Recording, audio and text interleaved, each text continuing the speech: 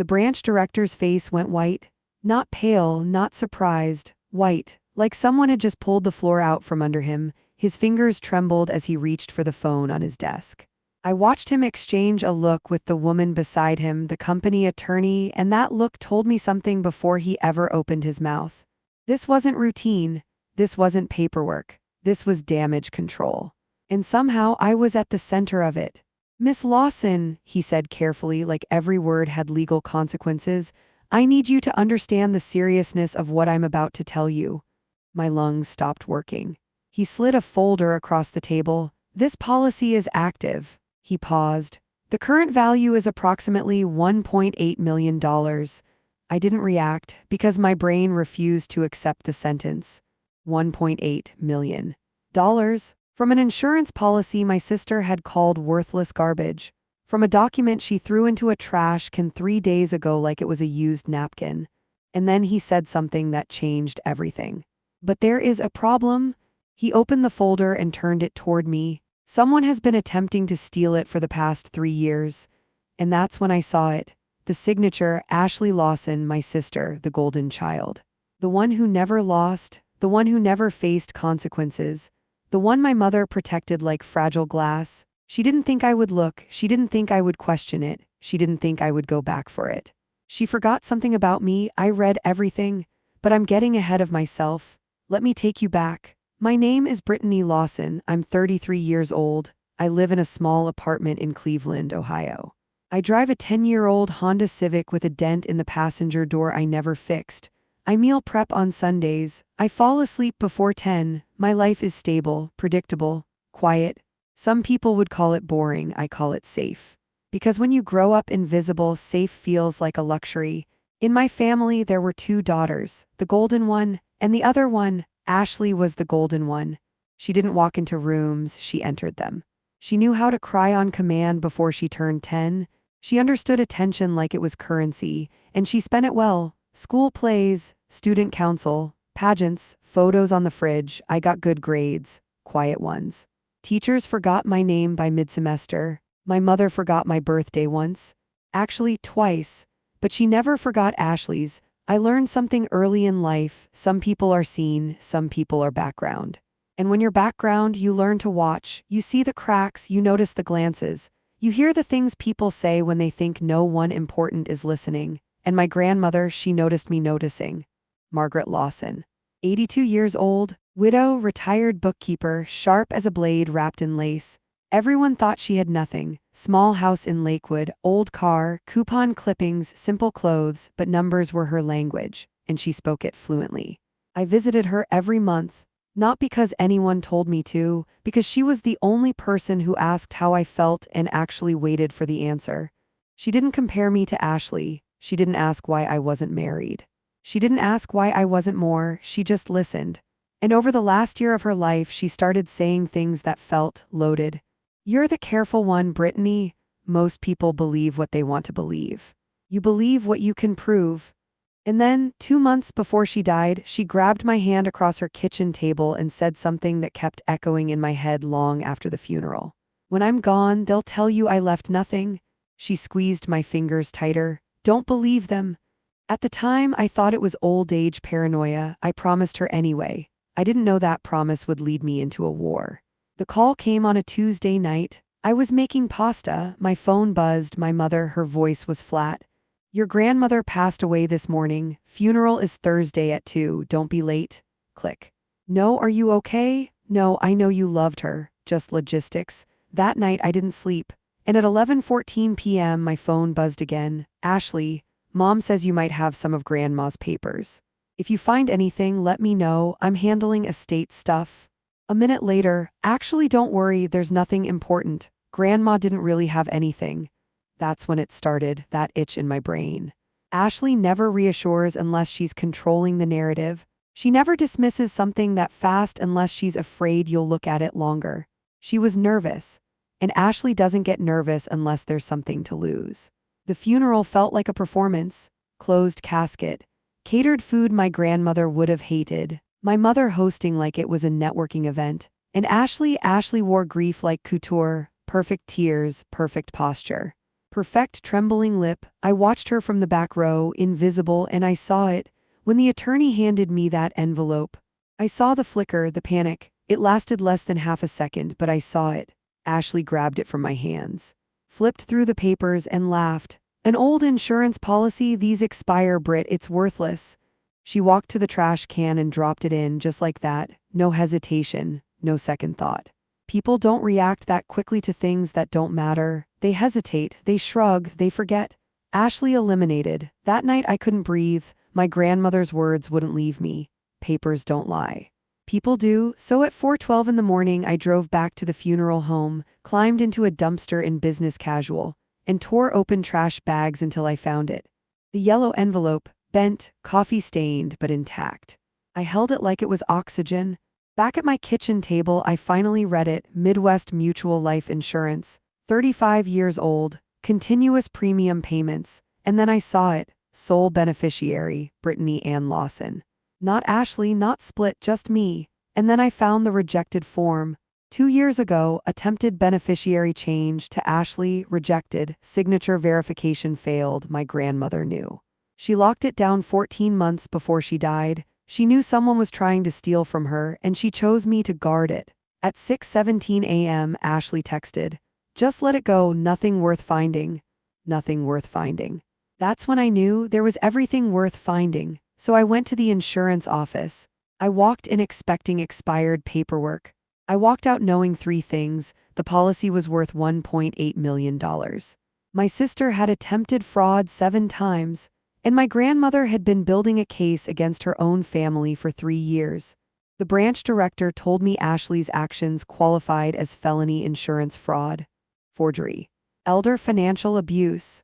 My mother's signature was on 3 of the forged forms. She didn't just know, she participated. And then the director said something that made my chest tighten. "Your grandmother came here personally 14 months ago. She said when she died, someone would try to steal this. She named you as the only person we were allowed to speak to. She prepared for war, and she trusted me to finish it." I left that building with 17 missed calls from Ashley. 9 from my mother. I didn't answer. For the first time in my life, they wanted my attention, and I was the one deciding whether to give it. But I didn't know yet that the insurance policy was only the beginning. Because when I went to my grandmother's attorney, he handed me a key and said, "There's more." I didn't understand what he meant. Not until I stood in a cold bank vault, opened a safety deposit box, and found a photograph of a woman who looked exactly like my sister. Dated 1962. Written on the back, Lorraine. And that's when I realized this wasn't just about money. This started long before I was born, and whatever was inside that box was going to change everything. I didn't open the letter right away, I just stared at the photograph. The woman in it looked like Ashley's reflection in a different decade. Same sharp chin, same calculating half-smile, same posture that said I already know how this ends. On the back, in my grandmother's careful handwriting, Lorraine, 1962. I didn't know anyone named Lorraine, and that alone told me everything. Families don't erase names unless those names threaten something. I finally opened the folder labeled, "For Brittany, read first." My grandmother's handwriting filled the page. Precise, slanted slightly left, no wasted space. "My dearest Brittany, if you are reading this, then you already know about the policy." She didn't ease into it, she didn't soften it. She went straight to the truth. Ashley began attempting to access my accounts 5 years ago. It started small, questions about balances, offers to help manage paperwork. Then it escalated. I swallowed. 5 years. That meant while I was bringing groceries to her house, Ashley was trying to empty it. The letter continued. I did not confront her immediately. I needed proof. You know why? Yes, because papers don't lie, people do. The first forged beneficiary change came 3 years ago. The signature was almost convincing. Almost. I could see it in my head, my grandmother sitting at her kitchen table, examining copies with a magnifying glass, comparing ink pressure and stroke angle like a forensic analyst. Your mother was present for at least one attempt. Whether she understood what she was signing, I cannot say, but she chose not to look closely. That hurt more than I expected. There's something worse than betrayal. It's willful blindness. The letter shifted. Now I must tell you about Lorraine. My pulse quickened. Lorraine was your mother's older sister. She was brilliant, charismatic, beautiful, and she destroyed our family before she turned 30. I felt something cold settle in my chest. Lorraine forged checks from her father's business, manipulated relatives, lied about illnesses. When confronted, she wept. When forgiven, she escalated. I read that line twice. When forgiven, she escalated. Your mother learned something from Lorraine, not how to steal, but how to protect the one who does. The air in that tiny bank room felt thinner. Karen covered for her sister repeatedly, paid debts quietly, smoothed reputations, told everyone it was a misunderstanding. My grandmother's handwriting pressed harder into the page here. Patterns do not disappear, they evolve. Ashley wasn't an anomaly, she was repetition, a generational echo. The letter continued. When I saw the same behavior in Ashley, the entitlement, the charm, the manipulation, I knew confrontation would only drive it deeper underground. I closed my eyes for a second. This wasn't paranoia. This was observation over decades, so I documented instead. Every conversation, every suspicious withdrawal, every request. I met with Harold. We built safeguards. We waited, not for revenge, for exposure. The last paragraph made my hands shake. You are not my beneficiary because I love you more. That sentence hurt. Until I read the next one. You are my beneficiary because you look at things fully before you decide what they are. Tears burned behind my eyes, but I refused to let them fall in a bank vault under fluorescent lighting. Ashley believes charm rewrites reality. Your mother believes protection erases consequences. I believe truth survives both. And then the final line, when the time comes, do not scream, do not accuse, let the documents speak. I folded the letter slowly. That was her revenge. Silence, documentation, exposure. I reached for the large manila envelope labeled. The truth about this family. Inside were copies of the rejected insurance forms, bank statements, email printouts, handwritten notes from my grandmother documenting dates and conversations. One entry stood out. June 14, Ashley asked again about the policy, said it would be better managed in her name. I pretended confusion. She grew impatient. Another, September 3, Karen present. Ashley pushed paperwork across table, claimed it was routine update. I refused to sign without review. Karen said I was being difficult. I could almost hear my mother's voice. Why are you making this complicated, Margaret? Because complicated is where truth lives. Then I found something that made my stomach drop. A transcript, typed, dated 8 months ago. It was a recording my grandmother had legally obtained. Ohio is a one-party consent state. She had recorded a conversation in her own home, Ashley's voice on paper. I mean, Grandma, you're not going to be around forever. It just makes sense to streamline things now. Streamline, that word felt surgical, cold, and then. It's not like Britt would even know what to do with real money. I stopped breathing. I hadn't known about this recording. I hadn't known my sister thought I was incapable, but deep down I had always suspected. The transcript ended with my grandmother saying quietly, I am not confused, Ashley. 4 words, steel wrapped in lace. I sat back in the chair and let it all settle. This wasn't desperation. It wasn't financial strain. Ashley had a marketing job, a condo, a social circle that looked expensive on Instagram. This was entitlement. She believed she deserved it more because she always had. And my mother had spent her whole life cushioning the fall of the one who broke things. I opened the leather journal last. It wasn't financial. It was personal, short entries, observations about me, about Ashley, about patterns. One entry from 2 years ago, Brittany notices details no one else sees. She does not react immediately. That is her strength. Another, Ashley panics when control slips. Watch her eyes, not her tears. I remembered the funeral. That half-second flicker, panic. She thought the policy was already hers. She thought her forgeries had worked, which meant something else. She had already planned for the money. I gathered everything carefully and placed it back into the box, except the letter. That stayed in my bag. When I walked out of the bank, the sky felt different, like I was standing at the edge of something irreversible. My phone buzzed again. Ashley, I let it ring. Then it buzzed with a voicemail notification. Against my better judgment, I pressed play. Brittany, we need to talk. Mom's freaking out. The insurance company contacted her about something. I don't know what you told them, but you're blowing this out of proportion. Blowing this out of proportion. 7 forged attempts. A falsified notary, 3 years of deception out of proportion. She continued, "We're family, we handle things privately, you don't drag lawyers into this." My grip tightened on the steering wheel. That was the first crack, not denial. Damage control? She wasn't asking what I knew, she was afraid of what I might say, and that's when it clicked. Ashley still believed I was the background daughter, the quiet one, the non-confrontational one. She thought I would shrink to keep peace. She didn't understand something fundamental. I don't explode. I calculate. I drove home slowly, not because I was unsure, but because I was planning. My grandmother didn't want screaming matches. She didn't want dramatic exposure at family dinners. She wanted documentation, precision, consequences, and I had something Ashley didn't expect. Time. That night I didn't return a single call, not from Ashley, not from my mother. Silence unsettles manipulators. They can argue against anger, they can spin accusations, but they can't control what they can't hear. The next morning there was a knock at my apartment door. Hard, urgent. I knew who it was before I looked through the peephole. Ashley, hair perfectly styled, sunglasses too large, jaw tight. When I opened the door, she didn't hug me, didn't pretend warmth. She stepped inside like she owned the place. "What did you do?" she asked. No hello, no small talk. I closed the door calmly. "I verified a policy." Her lips thinned. "You didn't have to involve legal." "I didn't." She froze. "They did." There it was again, that flicker. The same one from the funeral, control slipping. She lowered her voice. "Britt, listen to me. Grandma was old. She didn't understand what she was signing half the time." I stared at her. "She locked the policy 14 months ago." Silence.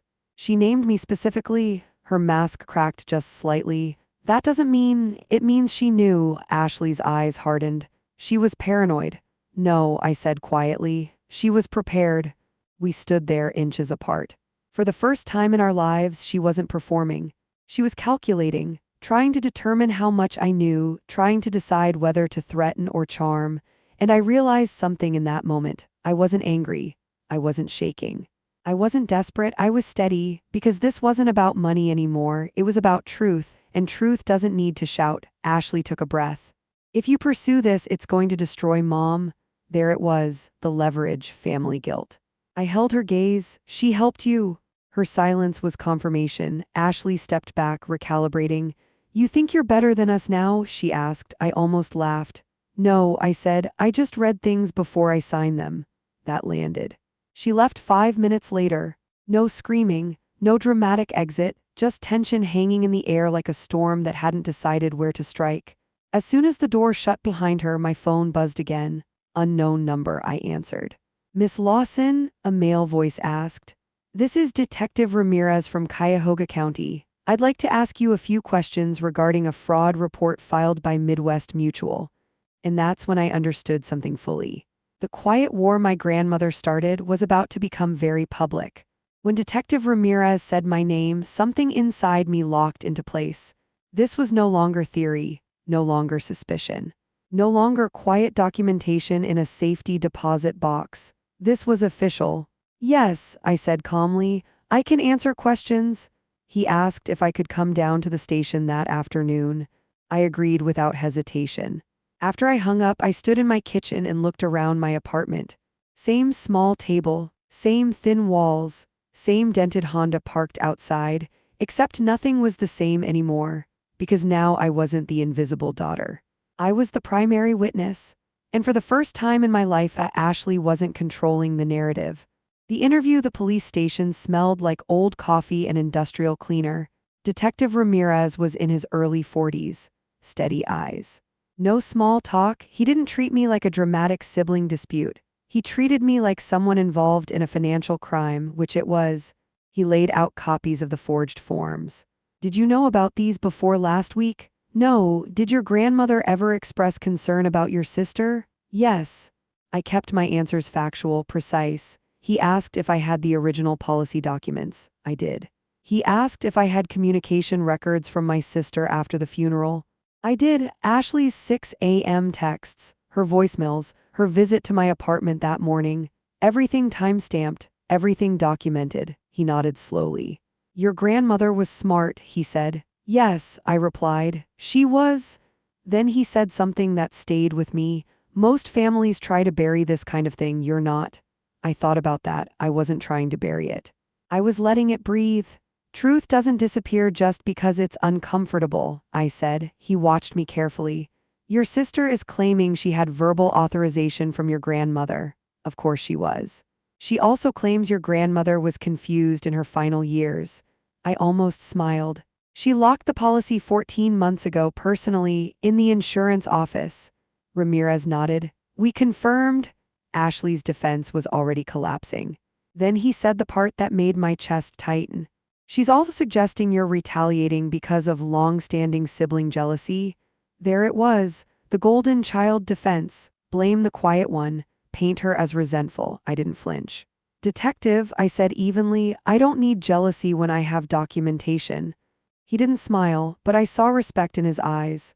The pressure begins by evening. My phone exploded. Family members I hadn't spoken to in years were suddenly concerned. Ashley says there's a misunderstanding. Your mother is devastated. Do you really want to press charges? I hadn't pressed anything. Midwest Mutual filed the report, but in their version of events I was the aggressor, the disruptor, the one tearing the family apart. That's how manipulation works. The person who exposes the lie becomes the villain. I didn't defend myself. I didn't argue, I didn't explain, I said the same sentence every time. I didn't file the report. The insurance company did. Silence. Confusion. They didn't know how to respond to that because it wasn't emotional. It was procedural. My mother chooses. 2 days later, my mother showed up at my apartment. She didn't knock hard like Ashley. She knocked slowly, like she expected forgiveness. When I opened the door, she looked smaller, not physically, but emotionally. Can I come in? I stepped aside.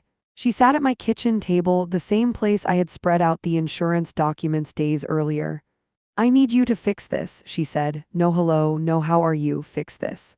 What exactly am I fixing? I asked. She exhaled sharply. You know Ashley didn't mean any harm. I stared at her. She forged 7 documents. She was just trying to organize things. By stealing, her jaw tightened. Don't use that word. Why? I asked quietly. Because it's accurate. She stood up abruptly. You've always resented her. There it was, the old narrative. I let the accusation hang in the air, then I asked softly. If I resented her, why didn't I expose this 3 years ago? She didn't answer. Because she couldn't, I didn't know. Ashley had been operating in shadows, and my grandmother had been preparing in silence. Mom, I said gently, she didn't make one mistake, she made 7.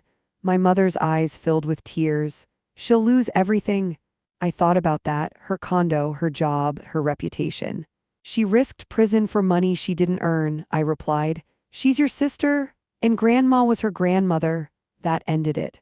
My mother realized something in that moment. I wasn't backing down, not because I hated Ashley, but because I respected Margaret. She left without hugging me, without saying goodbye, and I understood something clearly. My mother had chosen, and it wasn't me. Ashley escalates. The next move surprised me. Ashley went public, not legally. Socially, a vague but pointed social media post. Crazy how greed can tear families apart. Pray for discernment.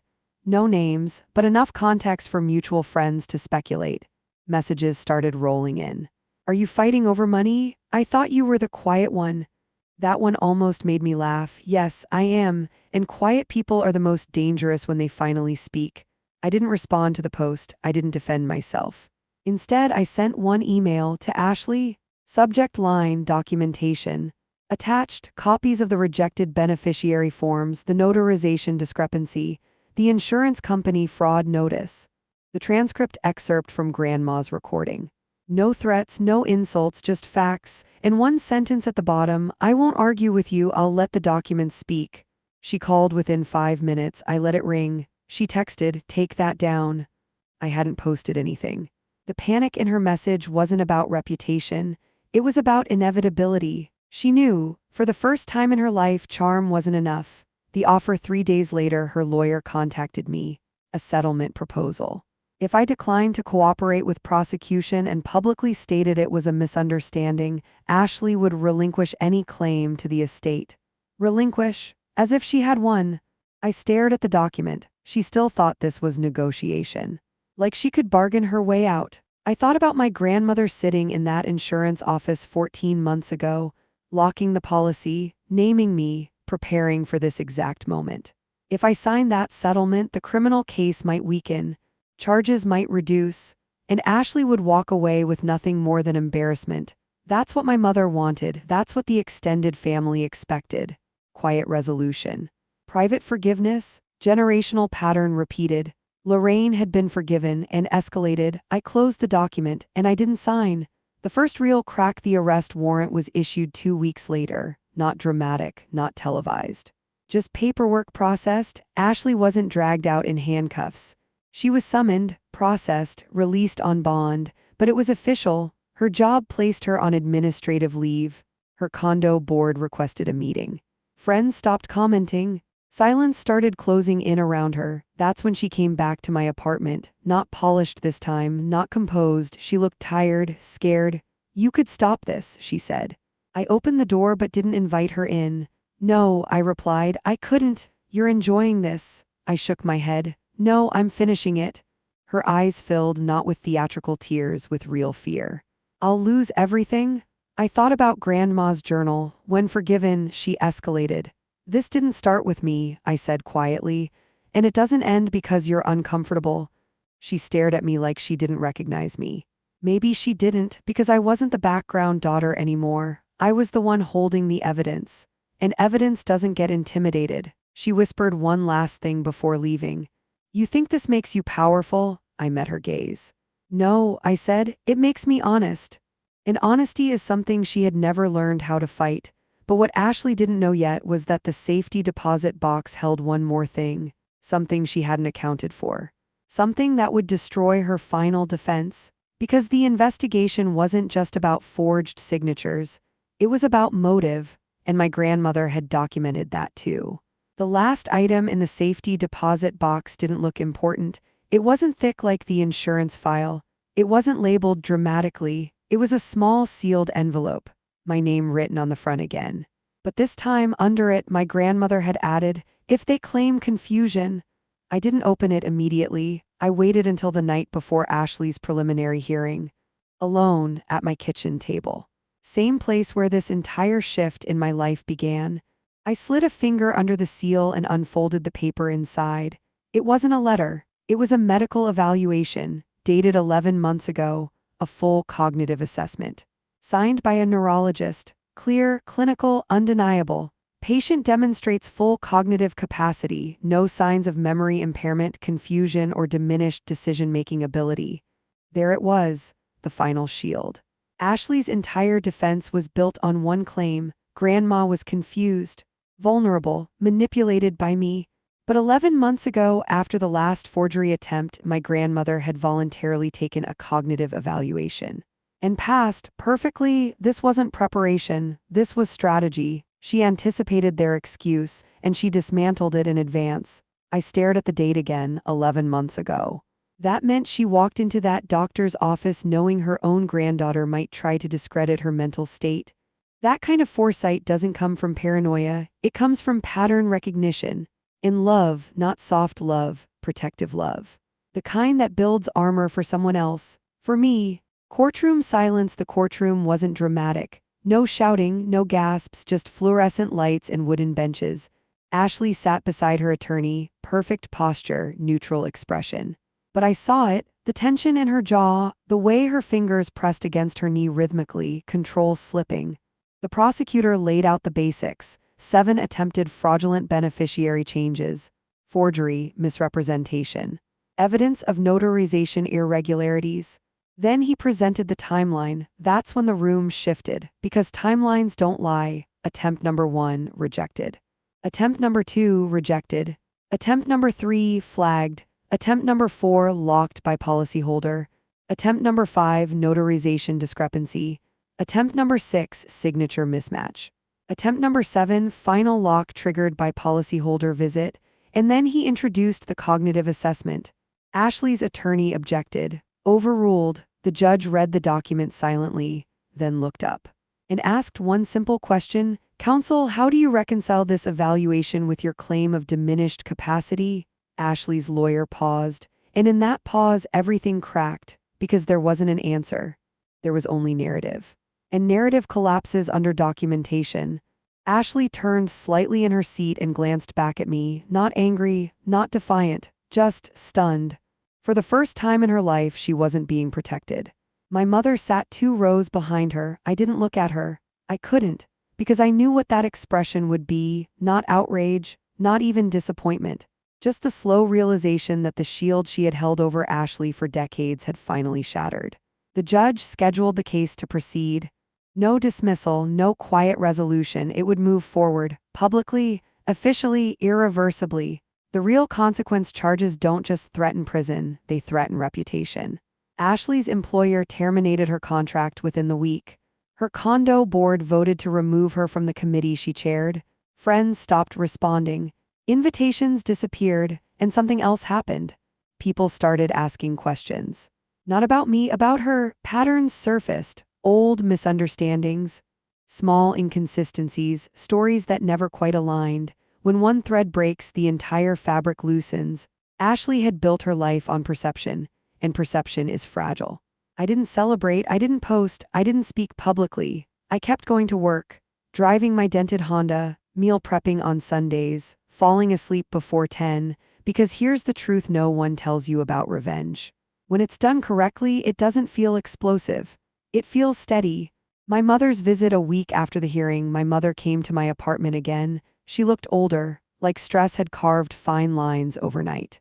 I didn't know about the doctor, she said quietly. I know. She told me she was going for a checkup. I didn't think. I know. She sat down without asking this time.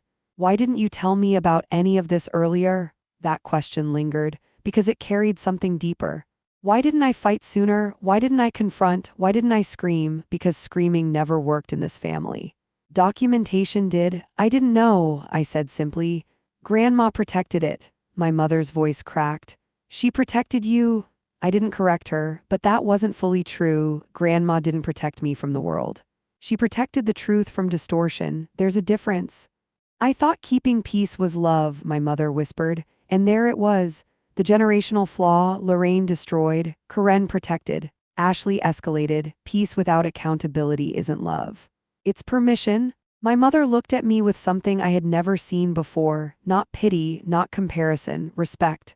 I was wrong, she said. Those 3 words healed more than I expected, not because they erased anything, but because they broke the pattern. The plea: 3 months later, Ashley accepted a plea deal, reduced charges, probation, financial penalties, mandatory restitution of legal costs, no prison time. Some people might call that mercy. I call it consequence, because here's what really changed. Her reputation would never fully recover. Her career trajectory reset, her social circle shifted, and most importantly, she could never again claim confusion or innocence. It was on record, official, permanent. When the judge asked if she understood the plea agreement, Ashley said yes. Her voice wasn't theatrical, it was small, and for a brief second I felt something unexpected. Not triumph, not satisfaction. Clarity. This wasn't about destroying her. It was about ending the illusion. The transfer: the insurance payout processed 2 weeks later, $1.8 million. After taxes and fees, slightly less, still life-changing. The funds landed in my account on a quiet Tuesday morning. No fireworks, no confetti, just numbers on a screen. And I sat there staring at them, remembering something Ashley had said in that transcript. It's not like Britt would even know what to do with real money.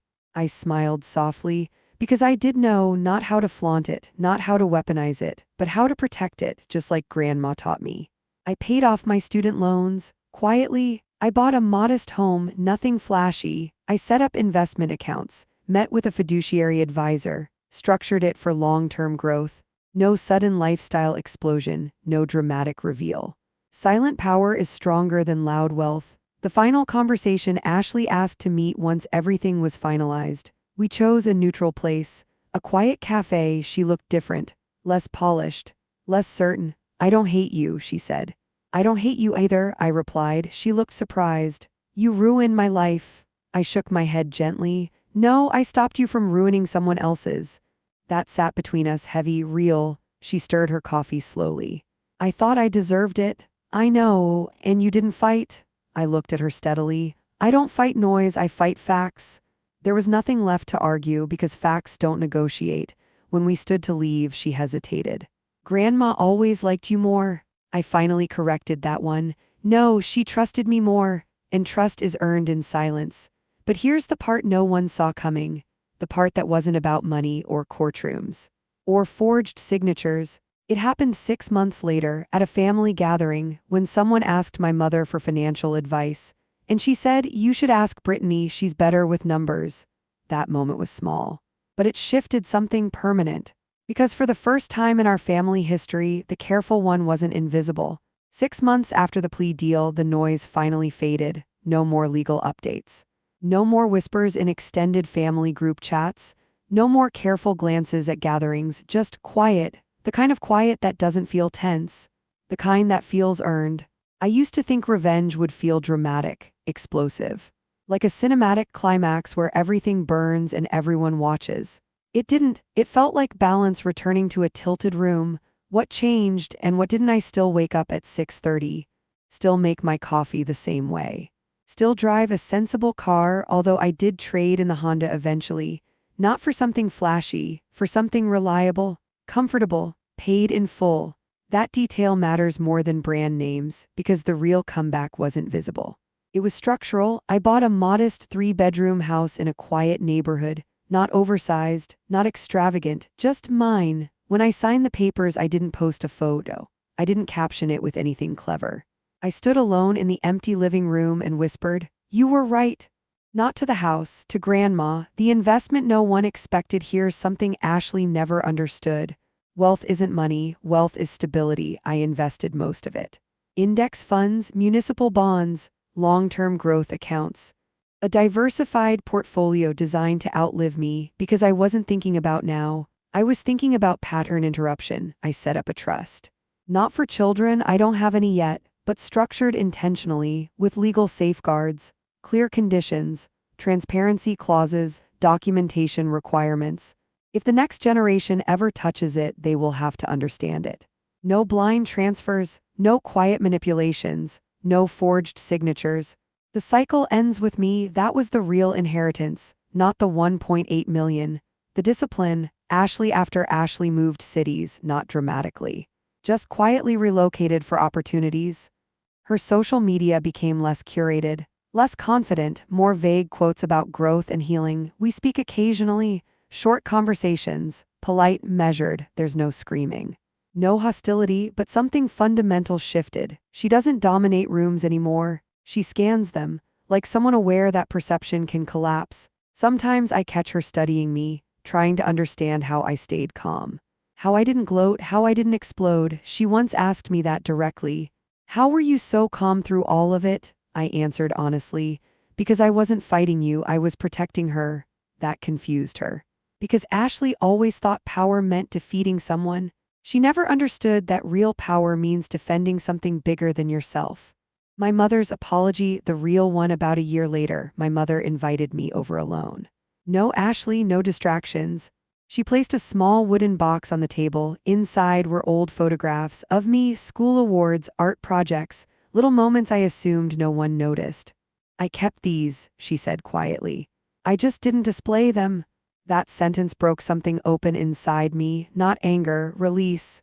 She wasn't evil, she was conditioned. She had learned from Lorraine that protecting the loud one kept the family stable.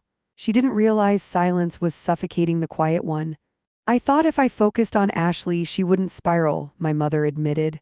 "And you?" I asked gently. She looked down. "I assumed you were strong enough." That's what happens to the steady ones. People assume we don't need reinforcement, that we'll just manage. And we do, until one day we decide not to manage lies anymore. She apologized fully that day, not defensively, not conditionally, fully, and that mattered more than the money ever could. The psychological shift. Here's what no one tells you about silent revenge. It changes you, not into someone harder, into someone clearer. I stopped shrinking in meetings at work, stopped over-explaining my ideas, stopped softening my statements so others felt comfortable. Confidence didn't arrive loudly. It settled in gradually, like a spine straightening. I wasn't the invisible daughter anymore, but I also wasn't trying to be visible. I was just present, fully, and that difference is everything. The family gathering, the moment that sealed it, happened at Thanksgiving. extended family. Too much food, too many opinions. Someone brought up investments, markets, retirement planning. Normally, that conversation would have defaulted to Ashley. She was the charismatic one, the persuasive one, but this time my mother said, "You should ask Brittany, she understands the long game." No hesitation, no comparison, just acknowledgement. The room shifted subtly, not in awe, not in shock, just recalibration, and Ashley nodded. That nod meant more than an apology, it meant acceptance.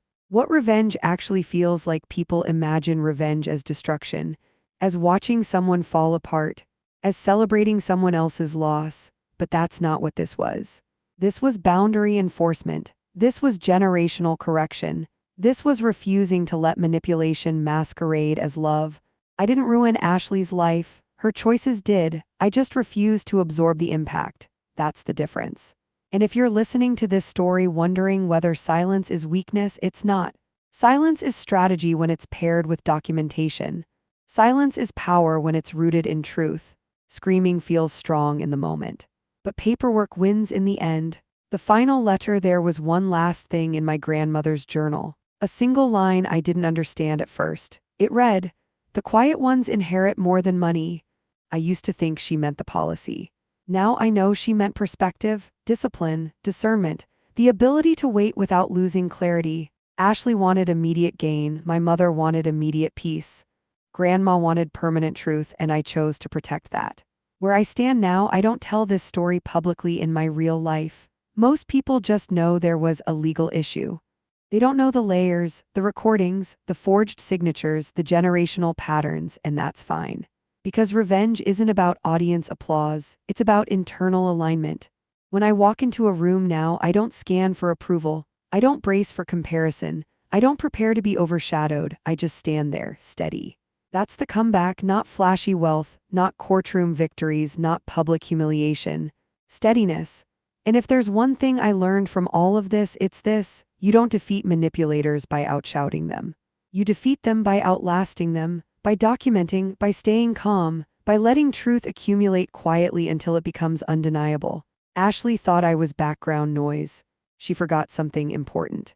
Backgrounds hold the structure of the entire picture. Remove them and everything collapses.